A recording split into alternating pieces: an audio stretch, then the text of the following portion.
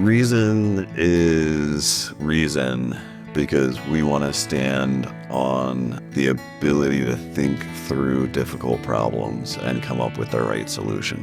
Reason in the sense of logic, and reason in the sense of applied logic to derive the right answer. It's about completely reimagining what that technology solution is. Where other people are using data to hold it, in a sense, to protect their business, we're using data in a way to find new revenue streams for our customers. We are basically creating ways that our customers save the most important thing that they need, and that is time. Large companies don't have the advantage we have with the very, very tight-knit groups. We are able to ideate and execute much faster than a larger organization.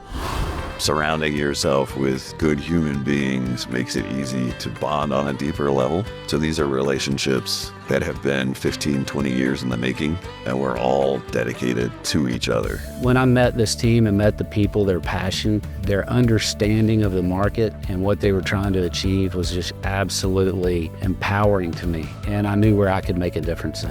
The four of us, you really need to have that where anybody can say anything, be devil's advocate to anybody's idea. There was an issue on a state level.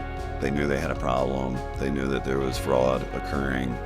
They had tried to invent a solution on their own, and it was a catastrophe because it wasn't an easy problem to solve. A trusted partner came and said, "Do you think you can find a way to solve this problem?" If there's too much fraud, if there's too much corruption, people lose faith. So we need to make sure that those systems run right. The core ideology is that everyone's fair, and I think everyone has an innate sense of that mission inside of themselves. Everyone has a pain point. Everyone has a problem area. Everyone has that rub that they can't find a solution for. It takes a reimagining of the entire environment in order to create the right solution, but that's what we do.